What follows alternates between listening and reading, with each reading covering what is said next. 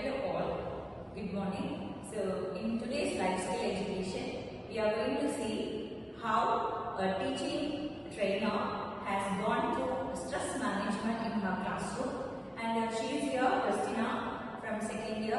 She is going to explain how she has handled the stress management in her classroom. Let us see. Good morning all. As a teacher trainee, I would like to explain about how I manage my emotional stress as a student teacher. So this will be helpful for you in the future if you are continuing with as a teacher in your profession. So the first one I would like to discuss about, before you start the class, what are the certain aspects that or rules that you can keep it in your mind as a teacher. The first one is you have to meditate.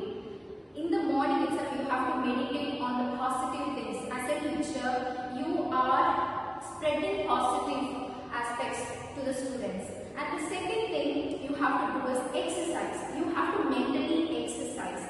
Good, thinking good and spreading what is good to each and every student, teaching them what is moral, so that you have to mentally exercise. And the third one is plan ahead.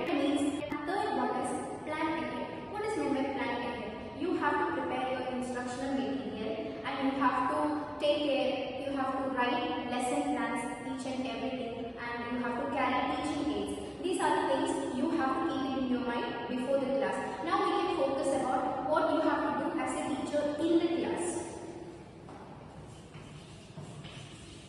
In the class, what are the rules that you have to keep it in your mind? The first one is you have to stay present. You have to think that you have to be in the present, means you have to stop worrying about the future and not indulging in your past. And the second one is set boundaries, which is very important.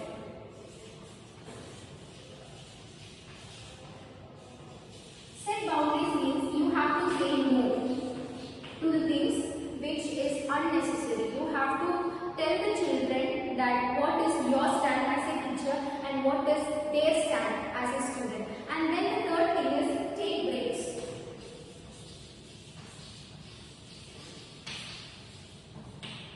Take breaks means you have to recharge yourself, you have to motivate yourself as a teacher.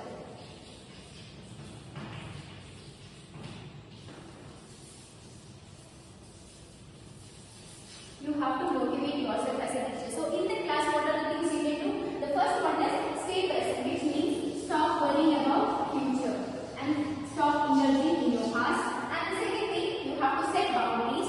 And the third thing is you have to take breaks.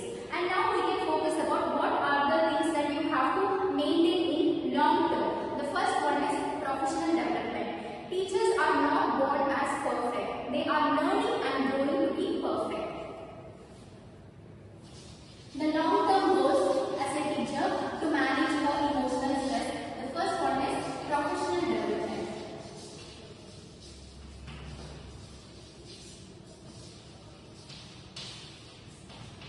Professional development. And the second one is time management. As a teacher, she or he has to always maintain the time.